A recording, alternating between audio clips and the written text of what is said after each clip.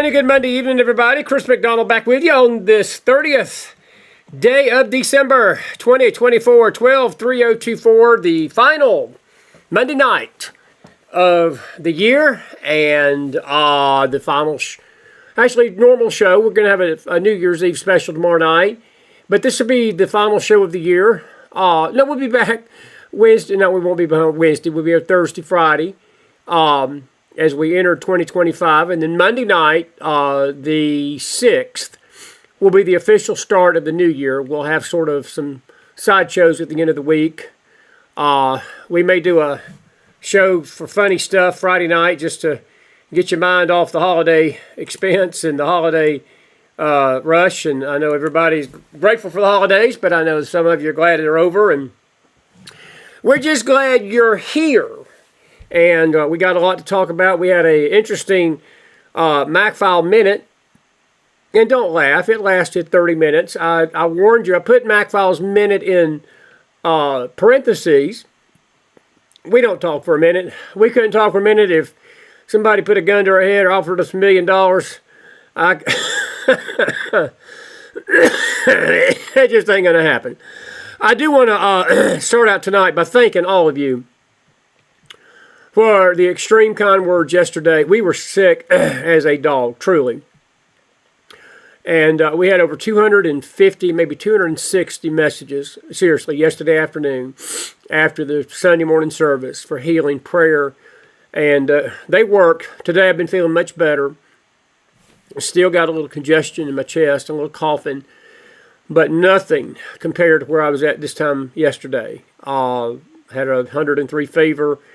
And very, very weak, and I was, the chest was hurting, breathing was difficult, and it was just full-blown flu. And, but the Lord touched me, and with the assistance of Kathy Law McDonald and making me take Theraflu, which is okay, it's what wives are supposed to do. But seriously, you know, the Theraflu knocked some stuff up, and it was I started feeling better this morning. And as the day's gone on, I've gained a little bit more strength. My voice is coming back, and hopefully we'll be ready to go tomorrow night for the New Year's Eve special. We're gonna have a good time with you. It'll be a sort of a light show. We'll talk about the new year, maybe look at some of the deaths this year, some of the trends, the weather history. We're going to be doing a lot of stuff come 2025, and it's going to be good. We've got a brand new network, two brand new networks that we're going to be on, one starting at the end of January and one starting perhaps mid-January, and one to be for the Faith Network, one to be for the news side. But we're looking at other expansions as well. We've been praying about starting a weather channel. Hadn't really got a complete release on that yet, but I don't want to put too much on us that it hinders this, because this is my first calling. This is what I'm called to. I love you guys. I would never, the thought of doing anything that would hinder this show, and if we did anything, it would be basically an offshoot of this, and it would, you know, we do same thing, McFile weather first, and then the McFile news show second. But we do have a childhood desire. I wanted to be a weatherman when I grew up, and I've watched some of the YouTubers out there that do it, and many of them don't have degrees in meteorology. They just love the weather like me, and they do a decent job. And I saw during Helene that people are concerned about what goes on in the atmosphere, and with some of the prophetic things that are going on, I think those things are going to be more and more pronounced, and it's good. It's good to do some weather, and we'll see. We'll see how it plays out, and of course you'll be the first to know when that launches. We've got to come up with a snazzy title, but I think our first show is going to be God Controls the Weather. What y'all think about that? That would get the folks fired up. God controls the weather. Elementary, my dear Watson. It's elementary, my dear Watson. That's our new phrase for 2025. I do want you to do something. Don't do it in the chat just yet, because I've got some things I want to say. But before the night's out, I want you to put your favorite sayings of the McFiles. We'll do that at the end tonight, because I'll take your questions. Because I'm putting together a T-shirt. We got a T-shirt for the face side, and it's really a cute shirt. When I wake up in the morning, till I lay my head to rest, I am blessed. And on the back of it, I think I feel a blessing coming on. And I want you to get one. That'd be sort of a New Year's shirt, and be a theme of 2025 that we're blessed. And we want you to be part of that. Is show off the McFiles to your friends, but it'll let them know you're blessed. You're blessed, blessed, blessed going in, blessed going out. We are blessed people tonight, and we're just grateful that you're here. Now, I want to take a few minutes. I spent 30 minutes talking about it today. I'm going to try not to take more than that, if less, tonight. But while I was sick yesterday, the news came over. I didn't have any energy. I would probably have done something, posted something yesterday. But the breaking news was the 39th president of the United States, Jimmy Carter. He passed away yesterday at the age of 100. I want to make a few statements, general statements, about his death, because there were some things that were being sort of said to the network this afternoon, and a couple of comments, and I don't mind people basically disagreeing what we got to say. By the way, I wanted to say hello to our Nashville folks. I see 2 or 3 people from Kentucky, Tennessee. Good to see you guys. And Ricky, you're my neighbor. I'm in Knoxville area, so it's good to see you, friend. Hadn't seen you in the chat before, but it's good to see you tonight. Welcome to our show. And we're grateful that you're here. I want to say something about Jimmy Carter's death. We are not happy or celebrating his death and his departure. We're not. His demise. I feel for his family, as I would feel sad for any president, any leader. He was the governor of Georgia. I'm from Georgia, and I have known about Jimmy Carter ever since I've been a kid. As I told you this afternoon, he was probably the first president that I started, at least I was 11 years old when he got elected. And I remember the tizzy that my own father and mother got into, not with each other, but Dad's family, that were hell-bent on voting for him simply because he was a peanut farmer from Georgia. They made a big deal about, well, he teaches Sunday school, he's a good Christian man, and, you know, he's going to be good for the country, he's going to do a lot of good, and he sure is better than that old liberal Jerry Ford, and Ford pardoned Nixon, and just the list went on, the same ad nauseum crap that people on the left and liberals do, and they equate Christianity with social justice. And Jimmy Carter was not the best governor of Georgia. He sure wasn't the worst governor of Georgia. We've had a few bad ones down there. But he's always been a social justice warrior. He's always pushed these liberal policies. He's always been a Democrat. And my dad told my family, he told my aunts and uncles, his own brothers and sisters, he said, y'all are wrong. He said, he's going to be the worst president we've ever had. He said, there ain't nothing he's going to do that's going to be good. And he said, y'all are, and as brothers, I would say this to my brothers. If they were telling me they were going to vote for Kamala Harris, I'd have said the same thing to them, which I know they wouldn't have, but I would have told them, I said, you're just a bunch of morons. And my dad literally told him that right there on the porch. He said, you guys are idiots for voting for Jimmy Carter just because he's a peanut farmer from Georgia. Well, it wasn't just them, because he became a novelty. And the country bought into this. And the country bought into the fact that, well, we don't like Ford because, you know, he pardoned Nixon, the worst crook in the history of the country in their mind. And I've got some opinions on Richard Nixon that probably wouldn't fly in the pool with some of you tonight. I don't think Nixon was a bad president. I'm not saying he was the best president. I don't agree with what Nixon did, but I understand what Nixon did. He was trying to protect his people. And yes, ultimately he was trying to cover his butt. But they crucified him over some tapes, basically some cassette tapes, that, were trying to hide a break-in at the Democrat National Convention. I don't want to get into that tonight, but it's like the whole country went apes over one party trying to get dirt on another, as if that's not been the play of American politics since we've been a country. That one party would try to get dirt on another party, folks. That's just the ugliness of our politics. It's the ugliness of our political system. Well, getting back to Carter. Carter got elected. And sure as I'm sitting here, my dad's prediction and others' prediction came true. Within 2 years, we had an oil embargo from Arab. The gas prices shot up. Gas stations had put moratoriums on the amount of gas you could get. You'd have gas lines 6-7 miles long in the country. People couldn't find gas. People were hoarding gas. They were doing things that people do in chaotic moments like this when they can't find stuff. People go crazy, as we found out in COVID with the toilet paper issue. And the economy went south. The economy wasn't perfect under Nixon and Ford, but it sure wasn't what it turned into with Carter.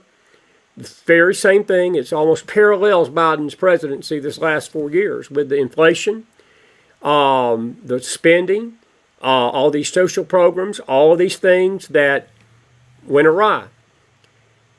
And Carter, let's just call a spade, folks. He was a horrible president. He was not a good president. The morale of the country had gone so down that people didn't love America no more. I remember probably maybe 7 months before he left office, he came onto the television one night and talked about we have a loss of moral turpitude or moral clarity. We have a loss of independence or patriotism, as if Carter did anything to foster that. But this is the thing. The one thing that haunted him really to the day he died, was that Iranian crisis. In 1977, on this date, by the way, in history, tonight's the 30th, last night, in 1977, it started the dominoes falling, where he basically undermined the Shah of Iran, who was the leader of Iran. And I'm going to make this quick. And the Shah got into some serious political problems. The country in Iran started going crazy. These Islamic jihadists started wanting to take over. And instead of the United States backing the Shah, we betrayed him. Carter brought him over here. He needed heart surgery or something. Carter brought him over here. And then the country erupted. He basically fled Iran to America. And in the middle of this, Carter was trying to negotiate peace with Israel and Egypt. And that incited an absolute firestorm in the Middle East, as it to be expected would. It cost Anwar Sadat his life. Anwar Sadat, the president of Egypt, would be assassinated just a year later in 81, right after Carter left office. Menachem Begin didn't pay as high a price, but politically he did. He lost election after that. Israel was strong-armed. Egypt was strong-armed. And that famous picture, and I should have downloaded it tonight, where Carter had their hands, and if you'll give me 1 minute, I'll do just that. But Carter was nothing. And I'm going to just say this, please. No character things about Jimmy Carter right now. Let me do the talking. I don't know if he was on drugs or not, ma'am, but I don't want to hear that right now, because that's not what this show's about tonight. But I want to talk to you about this Camp David Accord, because this is very key to where we are right now, folks, in the Middle East. And here's the picture of it right here. This picture has been basically circulated for nearly 50 years, and it was Carter, they claimed, was his prize achievement. And that was basically the signing of this peace treaty between Jimmy Carter and well, not between Carter, but it was between Menachem. There they are right there. Menachem Begin and Anwar Sadat. And Jimmy was just smiling with that Georgia peanut smile. He had that peanut farmer smile. And it incited the upheaval in Iran, which led to what many have called in history the Iranian Revolution, the Islamic Revolution. The Ayatollah Khomeini took over power. The Shah was basically exiled out, or would have lost his life. Carter took a match and basically blew the Middle East up. Sort of similar to what is going on tonight with this administration that's still in regime power.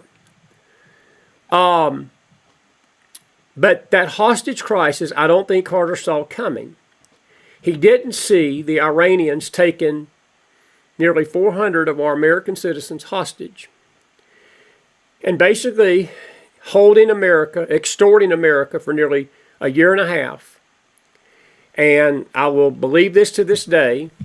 I witnessed Reagan trouncing Carter in that election in 1980, and I have no doubt in my mind that he won that election in 1980 in a large part because of how humiliated America had been with the hostage crisis. And I got a reason for saying all this, so just follow me here.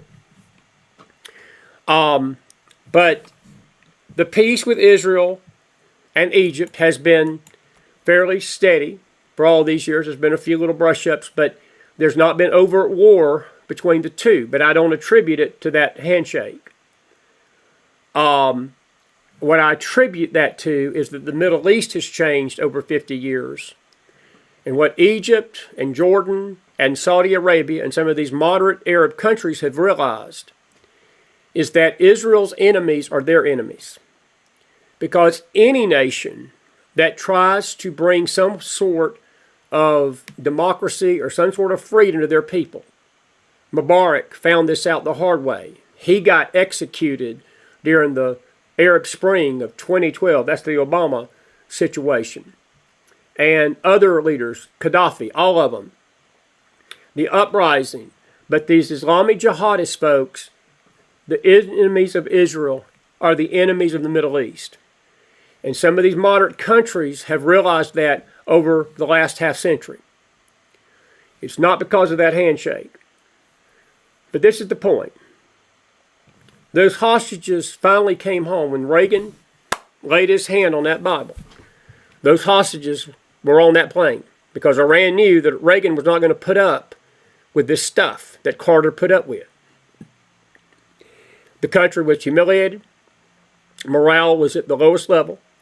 And I challenge anybody to tell me one good accomplishment Jimmy Carter had as a president. And I've watched the news a little bit today, not fully, but I've just picked up on little pieces, and I've seen the headlines, and even the Republicans, and all the Democrats, and all the talking heads, and all the news journalists are just exclaiming how wonderful a president Jimmy Carter was. And I was talking to my friend Leslie Milwee this evening by text, and we both were agreeing that it's amazing that they have not mentioned the hostage crisis. They've not mentioned the oil embargo. They've not mentioned anything that I've just talked to you about tonight. Nothing. Not the state of the economy under Carter. None of that. Now, I know that maybe some of that's out of respect for his family, and I'm going to give them a little bit of grace about this, because I know sometimes when a person dies, it's not the time to bring up all their problems, and that's not what I'm trying to do here tonight. I got a bigger thing to say about his death than just trying to trash somebody that just died, because I'm not doing that. Because, again, my prayers and my condolences go out to the Carter family. And look, I salute President Carter for his service to our country for 4 years. Any public servant deserves that. I salute him for his time as governor of Georgia. Any public servant deserves that. But something that took place after he got out of office has grieved me more with him, because what he was doing after he got out as president is still going on in the country today, folks. And the seeds, listen to me carefully tonight, the seeds of this anti-Semitism that you have seen in this country over the last year and a half, that has come to the apex. It came to a boiling point in October, on October the 7th of 2023, when Israel was attacked by Hamas. There was no condemnation of that terrorist attack by Carter. No, there was no condemnation of that terrorist attack by the Dems. There was no condemnation. No, if anything, the world condemned Israel. Jimmy Carter spent his entire life, post-presidency, folks, post-presidency, doing nothing but trashing Israel. I saw some lady on the page today, and she took issue with us, and she says, well, he's gone. Why even bring it up? Just let it alone. You need to let it be. No, I don't. And I'll tell you why I don't. He was the most anti-Semitic president this country has ever had. And the media tonight painting him as Roy Rogers, and painting him as Ward Cleaver, and painting him as somebody that he's a Christian man, he had Christian values, and he had all this stuff. It's a joke. It's a joke. So yeah, we do need to discuss it. And if you're going to talk about his legacy, let's talk about his legacy. If you want to talk about his past, let's talk about his past. If you want to talk about his accomplishments, and I got something to say about the Habitat Humanity, because that's been thrown up today. Well, he built houses for people. That must make him Christian. No, it don't. Building houses for people does not make you any more Christian than pumping gas in cars that makes cars get from point A to point B. That does not make you a Christian. And to be frank with you, a lot of that was race baiting, and I could get some people really fired up and mad at me if I told you what I really thought about the Habitat for Humanity stuff. And yes, it helped some people, folks, but it was race initiative. It was race. They seeded this stuff to it. It was basically a blank view to the white community and saying, we're going to build houses for the African American community. I'm not even opposed to that. But don't play this off as it's some kind of high moral ground that made Jimmy Carter a good president or a good man. And I'm going to tell you why I say that. I remembered the name after I got off the live feed today. Joseph Lowry, 2004. The late Joseph Lowry, he was a reverend, and he died. And Carter and Bush Jr. at the time was invited to speak at his funeral. And the funeral was actually, I think, in Louisiana. I think they held the funeral somewhere down near New Orleans, and where Katrina had just hit the year before. Maybe in 05 when this happened, 06. But it happened post-Katrina, but it happened within months of this. And Joseph Lowry was, again, an African-American pastor, and we don't have any issue with him being African-American, but he was a liberal. He did not support conservative causes. He was typical, this liberal, black, justice, social justice, his Christianity thing, and pushing all of these left things. He would vote for Clinton, Kamala, and Obama, and all this bunch. If he could have been alive, I guarantee you him and Jimmy would have been on the front lines. And I'm almost, just bear with me, because I'm going somewhere with this tonight, folks. It's very serious. But I can tell you Jimmy Carter's heart about the country and race relations. When he got up to speak, and you can Google this, go Google it, go YouTube it, go get that speech. He spoke at that funeral, not about Joseph Lowry's death. No, he started telling the world that George Bush Jr. was a racist. You know why? Because in Carter's world, George Bush Jr. had systematically, and this was a lie, it was a complete lie. He didn't mention Ray Nagin's mishandling of the Katrina tragedy, but he blamed Bush for funneling federal funds to white people over blacks. And he made that a huge part of his funeral eulogy about Joseph Lowry. I remember him making the statement that day. I never will forget. I was so mad, I think I threw a shoe at the TV when I heard it. He said something to the effect. He said, we can't ever forget the sad faces of those poor black people and the poor black babies in the Superdome that were basically abandoned and basically done wrong by this administration and done wrong by our country by benefits going to other people instead of them. That was his heart. That was his heart. So spare me the high moral sermon about him being a good man building homes for people. Some people can disagree with that, and some of you have today, and that's all right, but that's how I see it. He was a racist at heart, and he was anti-Semitic at heart. He hated Israel. There was never any time in that man's life he did not call Israel an apartheid state. He blamed Israel for the Palestinian situation. He blamed Israel for the Hamas situation. He blamed Israel when Hezbollah attacked her. And this goes back, folks. This goes back. It's not just recent. He attacked Israel every time there was an event in the 1991 Gulf War. And Saddam Hussein literally threw Scud missiles into Jerusalem. Jimmy Carter was out there complaining that Israel had provoked that attack and America should stay out of it. That's what kind of man he was. Now, why am I telling you all this tonight? Why does his death mean anything? Well, I'm just going to draw a few conclusions. You can draw whatever conclusions you want. But I found it rich.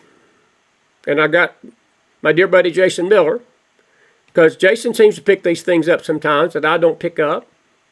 And he knows that I love Jason, and we may not see eye to eye on everything, but he's a good man. And when I do think he's right on something, I tell him he's right on. And he picked up something today that I had not thought about, because we're celebrating the middle of Hanukkah tonight. We're in the middle of the Hanukkah celebration. And bear with me, I'm going to take your questions and comments shortly. Just hang on to your horses. We're going to get your thoughts on all this. We're going to get your thoughts on all this in a minute. And Hanukkah is an 8-night celebration that celebrates the deliverance of Israel from Syrian oppression. A man by the name of Antiochus Epiphanes had led the Syrian armies into Jerusalem. They had desecrated the temple. They didn't destroy it, but they desecrated it. Took a pig, slit its throat, put the blood of the sow in a bowl, and literally slung the blood over every holy utensil in that temple as a blasphemous act, not just to Israel, but as a blasphemous act to God. It was satanic. It was demonic. And even the prophet Daniel talks about this in Daniel 11. Bible students, be with me this week, tomorrow, and Friday. We'll be here tomorrow and Friday. We'll be back to normal next week. But Daniel 11 even talks about these men called the Maccabees, when he said the people of God will do great exploits. And there was a group of ragtag guerrilla fighters named the Maccabees that went in and through guerrilla warfare took down the mighty Syrian nation.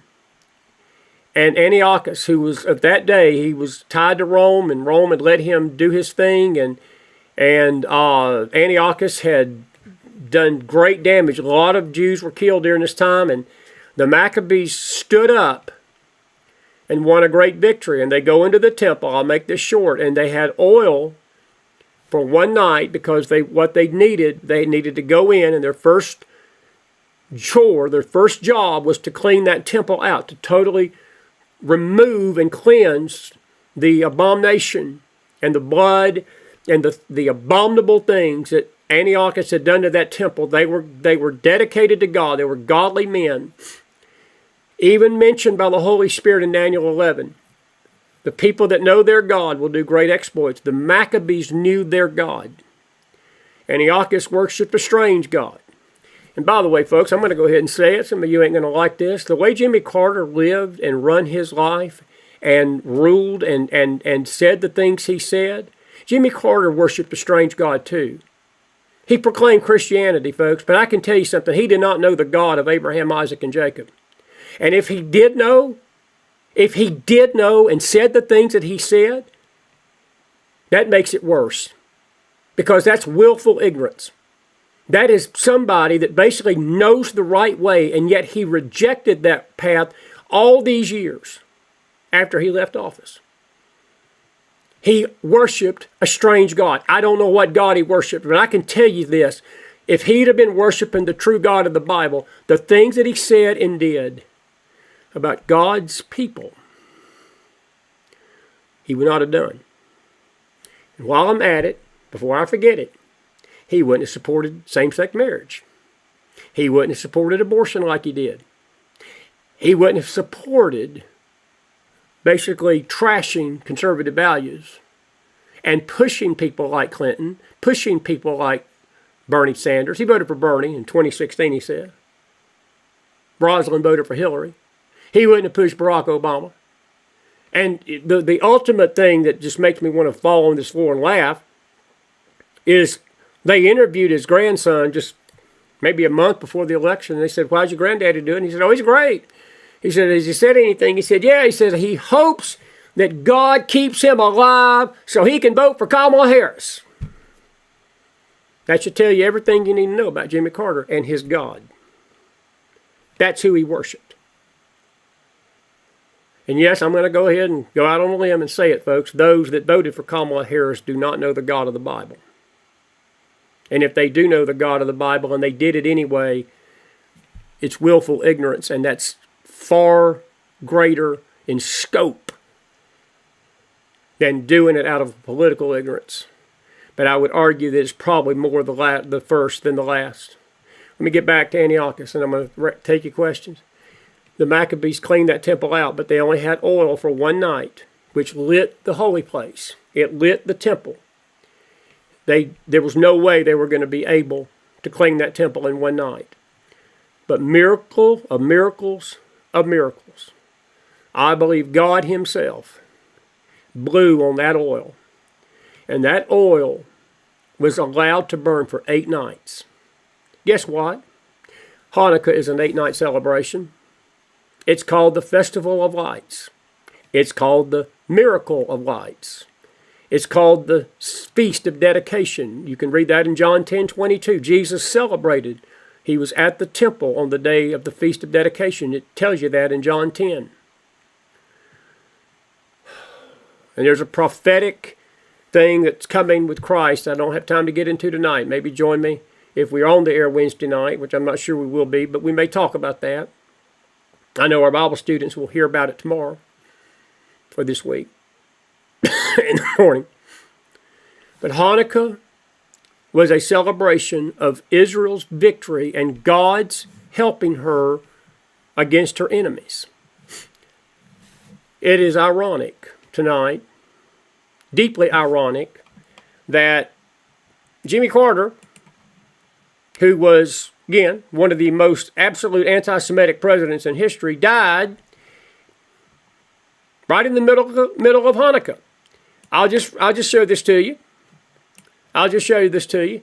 This is what Jason sent me today, and I screenshot it. I hope you don't mind. Jimmy Carter dies on Hanukkah, literally in the middle day of the Hanukkah week on a Sunday.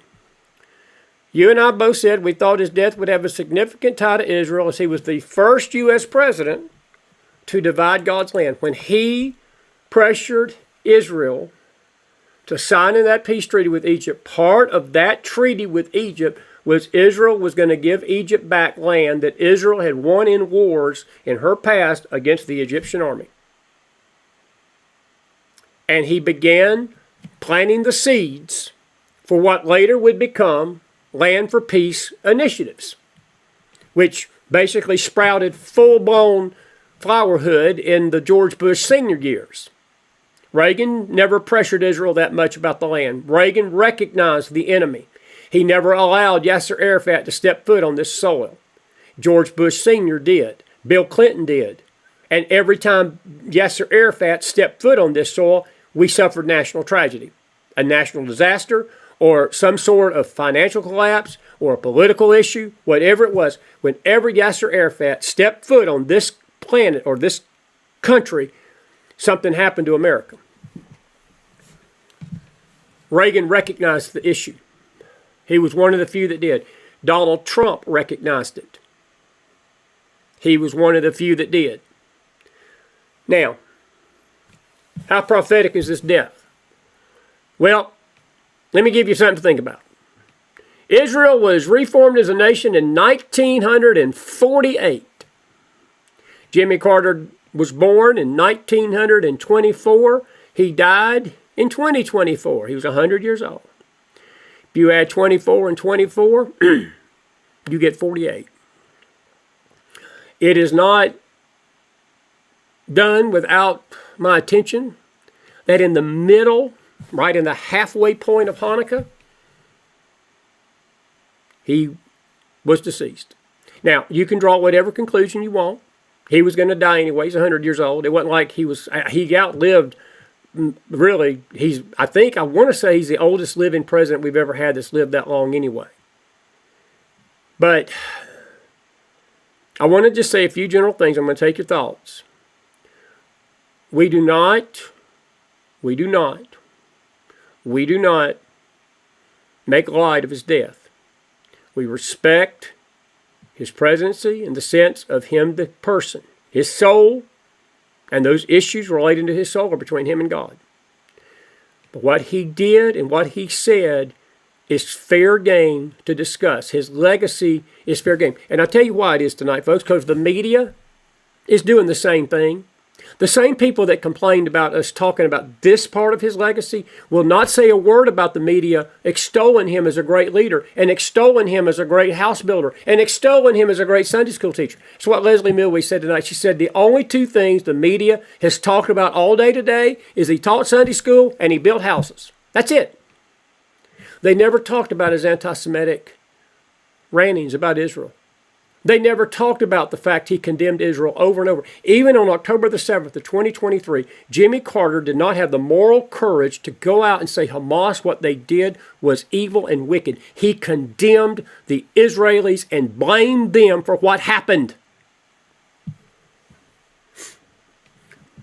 As I said this afternoon, I would have liked to have been a little fly on the wall. I would have loved to have been a little fly on the wall in that Sunday school class to see what kind of stupid stuff the 39th president was spewing out of his mouth. I've got a new little thing that I'm going to play next year. Do you understand the words that are coming out of my mouth? But to say Jimmy Carter was anti-Semitic and an anti-Semite, elementary, my dear Watson. It's just elementary, my dear Watson. Now, if you don't believe any of this, and you just think I'm ragging on Jimmy Carter tonight, I'm not, folks. You can go research all this out. It's right there. His library, I have never been to his library, don't care to be. But Jimmy Carter did nothing ever in his presidency to help Israel. He always did everything he could afterward and during to oppress and to persecute and to slam and to slander and to lie and to malign and to make some of the most horrible, anti-vile, anti-Semitic comments ever by an American leader. I remember him often calling Israel an apartheid state, and it grieved my heart when he said it. He did it over and over without remorse, and he did it without repentance. He did not care. He did it without blinking. So, as I close tonight and give you a chance to talk for a few minutes here, I'll let you make the call. I got one thing. We've not talked about this yet tonight. We may talk about this next show we got on. Because this would be peachy. That's one of our new sayings. This would be peachy if this is true. And I'm just going to read you the tweet. We're trying to verify. That's not the tweet, but I will read this one. This is Eli David. He said, you're not supposed to write bad things about someone who dies. He's been told the same thing today. God, you people are so horrible. You're talking bad about somebody that's dead. When the media is sitting there lying about him, the media is lying about him and putting misinformation out there. And again, folks, I got nothing personal against Carter. He was governor of my state. He was a peanut farmer. Look, I feel for his family tonight. I do. I respect his service. But he wasn't Ward Cleaver. And he hated Israel, neighbor. He was a bad president. And I'll tell you what he did, folks. When you get down to it, he lit the match to the Islamic revolution that has touched America and has affected America to this day. and the wars that we have fought over there and the explosions, 9/11 and other Islamic attacks that have raked and reeked this world, you can lay to some degree at the foot of that man right there on the left. Because, by the way, he was good friends with the man on the right. And as Eli David said, okay, I won't write, but I'll just post a photo instead. Way to go, Eli. I totally agree. Totally agree. Now, this one is a little bit more complicated, and I cannot totally say that we know this to be fact, but this was by,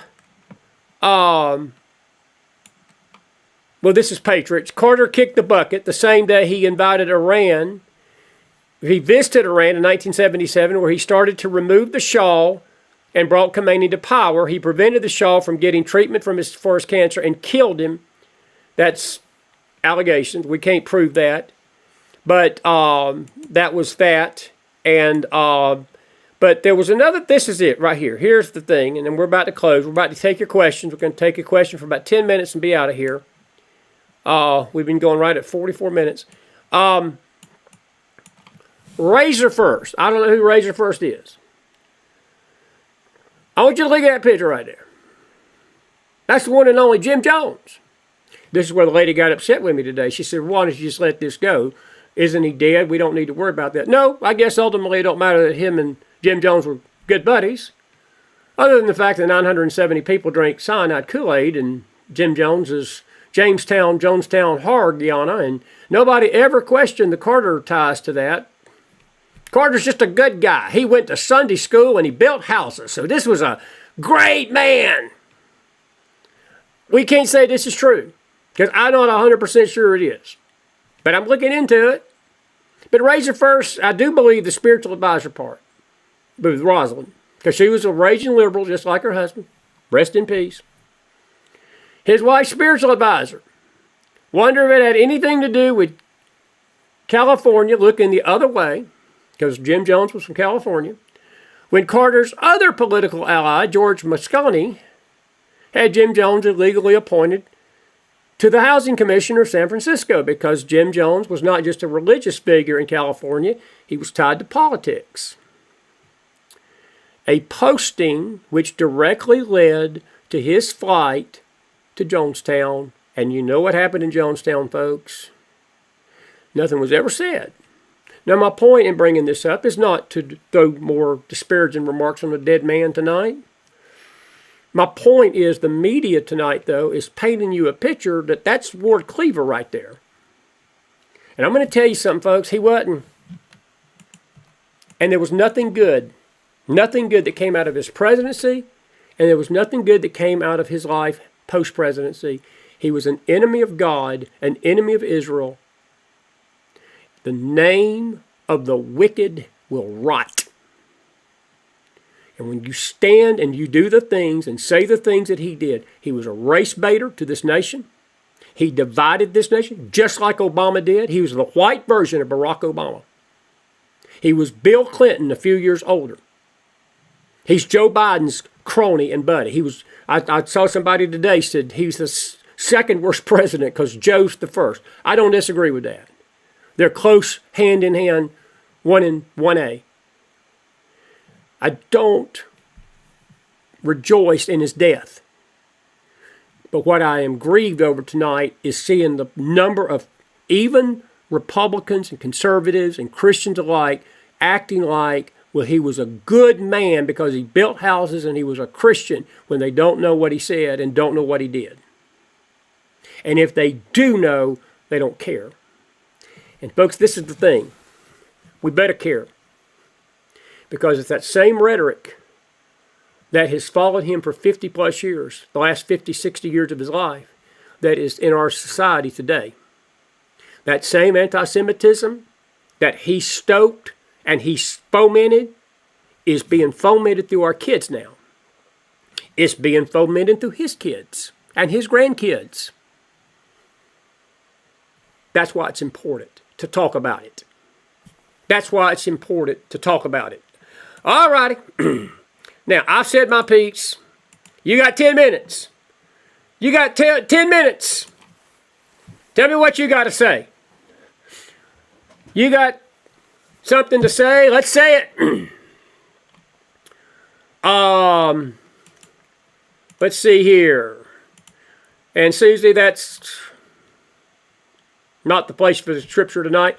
Let's see here. I want to just talk about a few things. Lynn, he was a huge anti-Semite. Linda Frank said, I remember all of this. Carter was a huge anti-Semite, an instigator. He sure was. And Judy Snell said there was a recession happening when Carter was president. It was worse than that, Judy. It was worse than a recession. Char in Florida says, I think of Jimmy, I think of long gas lines and the stupid 55 mile per hour speed limit. I remember that. How old was I? I was 11 years old when he took office. I was 15 when he came out of office. I wrote my first term paper on Reagan. And by the way, I was sitting in the U.S. history class, my U.S. history class, on January the 20th of 1981 when Ronald Reagan got inaugurated. And the commentator, I think it was Sam, I don't know if it was Sam Donaldson at that time. It was Sam Donaldson on ABC, the All But Crap Network, came on, and they had a split screen. And you had Reagan taking the oath of office, and you had the Iranians putting the hostages on the airplanes at the same time. Because they knew there was a new sheriff coming. Why do you think Hamas is screaming, no more, we don't want no more of this, but we're sorry, Israel, we're sorry, America, for taking your hostages? Same parallel with Trump. Same parallel. Same parallel. So I saw that. Anyway.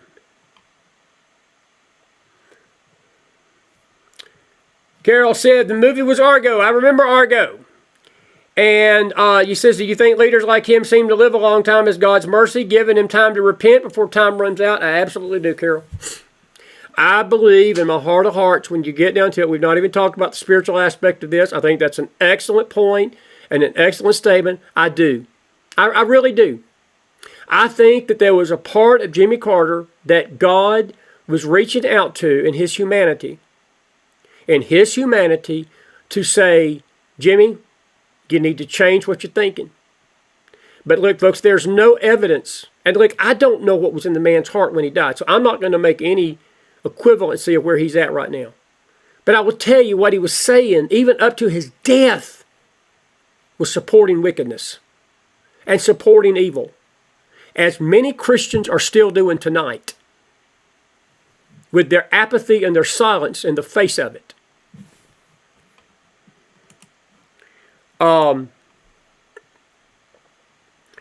Anyway.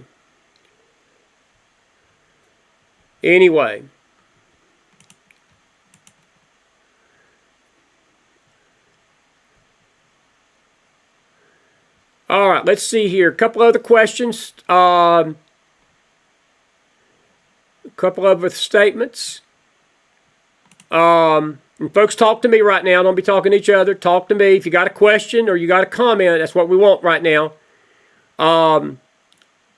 The Argo movie was an interesting movie, Carol. Let me talk about Argo. I almost forgot about that. If you've ever seen the movie Argo, folks, it speaks of this. And this is the crazy thing about Carter. Our hostages were taken captive by the Iranians.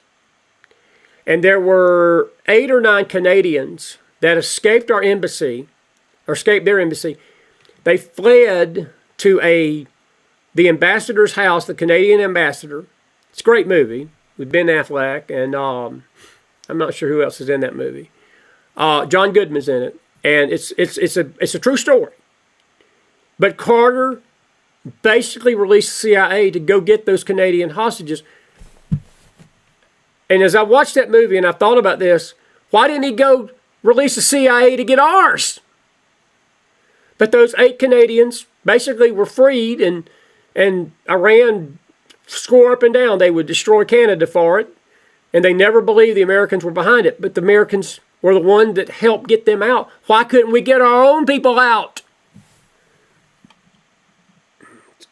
Interesting question. Rainbow, you're right. The Department of Education was created.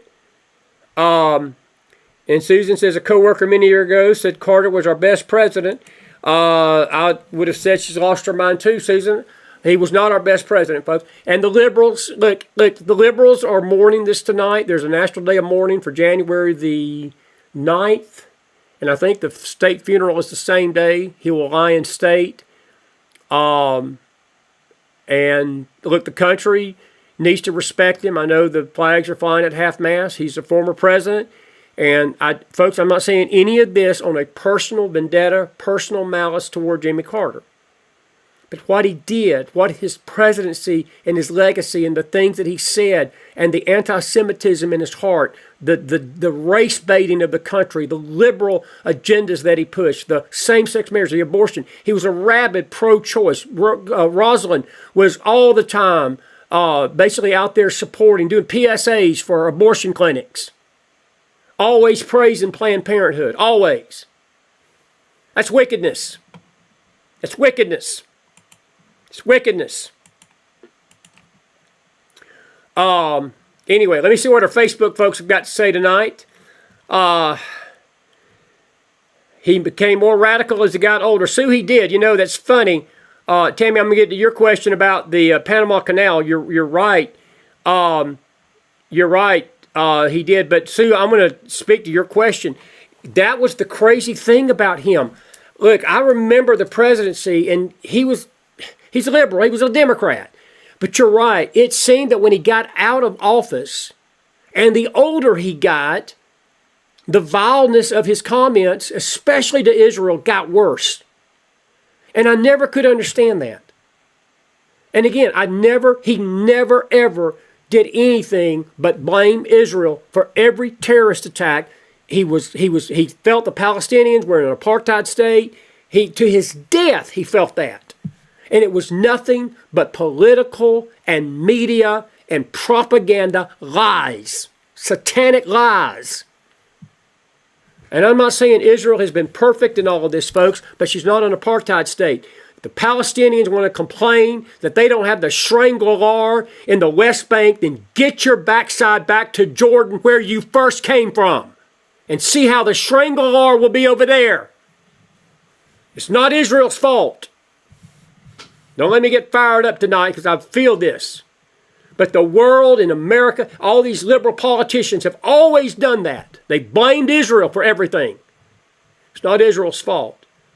Israel's not in a good place spiritually tonight, folks, and she won't be fixed fully until Jesus Christ comes back. But this whole argument, this whole lying about her in this land comes from political voices and spiritual voices that should know better. And Jimmy Carter was one of them. Jimmy Carter was one of them.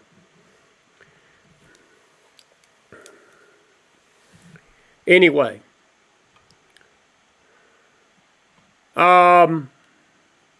You know, Roger, you're right. Carter and Biden's presidency have so many similarities, and not in a good way. That's very true. And Sandra, you said you can't love the Lord and support abortion. I will agree with that. Look, I will agree with that. But again, I'm not trying to judge Jimmy Carter. I'm trying to just simply tell you that if we're going to have a discussion about his life, as the media is doing tonight, if we're going to have a discussion about his legacy, if we're going to have a discussion about him being a good man and him being a Christian man, and let me just say this, as I said to the audience this afternoon, social justice and Christianity, folks, ain't the same thing. I don't care how much your pastor is telling you how much social justice needs to be done and your woke, liberal, social justice, meth-induced theology tells you that. It's not Christianity. It's not Christianity. That's what's wrong with the church tonight. We don't know the true meaning of what it means to be a follower of Jesus tonight. I'm waiting for somebody to tell me that Jesus would have been happy with Carter's policies, because I'm sure that's coming this week from somebody. I'm sure that's coming. Anyway. All right, let's see, it's 9:11. 4 minutes.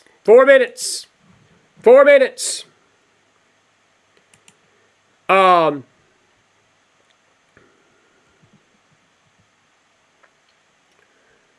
see. He did sell the Panama Canal, Susan. He did.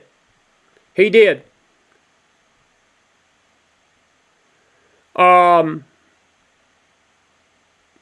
Ethel, I never had respect for him. Ethel Simpson, your comment, I never had respect for Jimmy. I never had respect for him. I didn't have to lose my respect. I never had any for him. Look, I was an 11-year-old, 12-year-old, 13-year-old kid. I didn't understand this Palestinian-Israeli stuff then. But as I got older and I began to see what he was doing, I never had respect for him. I saw what he did to the country. Even as a 13, 12-year-old kid, my buddies at high school, he was a joke. This whole country was a joke. Morale, we lost every bit of faith in every institution under him. And yet he blamed people. He never laid it at his own doorstep. He just smiled into that camera. That's all he did. But anyway.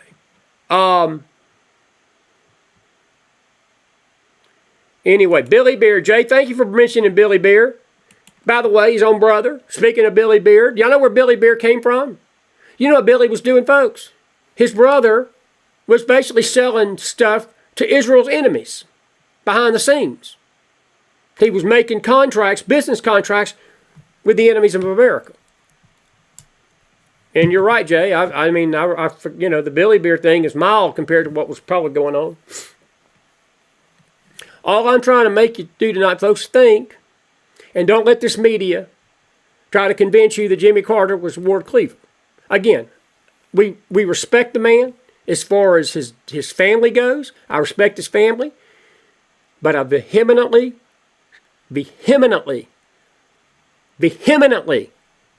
rebuke this anti-Semitism that he held on to. Because, see, it's not just him I'm speaking to tonight. It's not about Jimmy Carter. He's gone. I'm talking to the anti-Semites out there that are speaking and spewing the same crap out of their mouth tonight. And let me remind you, there's a God in heaven that's listening. And Peggy, it ain't even about incompetence. It's not even about incompetence. It's not even about incompetence. All right, now, Carol, about the sayings for the McFiles. All right, you got 3 minutes. Your favorite sayings of the McFiles. Real quick, put them in the house. I'm going to play a song going out so you can put those in the house.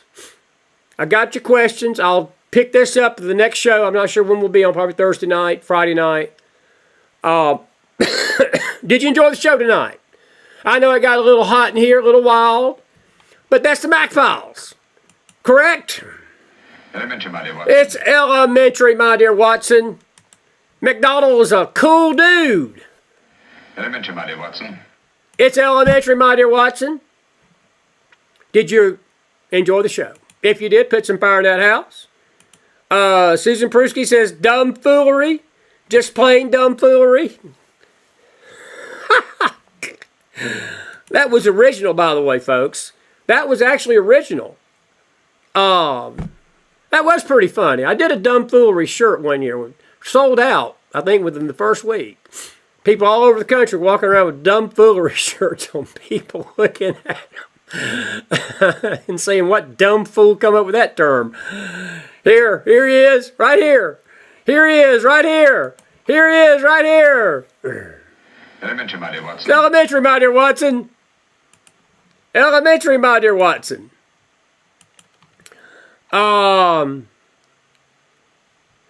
Anyway, put some fire in that house, Judy. That's a good one.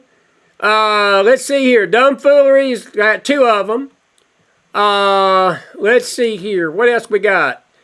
What else we got tonight? Any favorite sayings that you got of the McFiles this last year?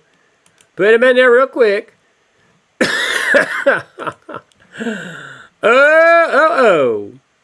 It's been a good night tonight. We hope you've enjoyed that. Smoke up, Johnny. Jimmy, that was a good one. Yeehaw. I don't think I ever did yeehaw, Catherine. But, anyway, that's true. Sandra, I don't know about the division with the Southern Baptists. We're going to talk more about this week. I'm your Huckleberry. Tim, thank you. I remember that. That's a tombstone thing. So I'm good with the Huckleberry. Hey, folks, listen. We've given you an hour. That's it. I'm not going to go any longer tonight. I love you. It's good to be here on a Monday night. Glad to be feeling a little better this evening with my voice back. Just know that we've had a great 2024 with you, and we're going to tell you even more how much we are grateful for you tomorrow night. Look for the times on the Facebook Live tomorrow. Probably, we're not sure what we're going to do tomorrow night. We're going to have a New Year's show, but it's just been a fun run this year. It's been fun. It's been fun for 7 years. We turned 7 years old this week. And, and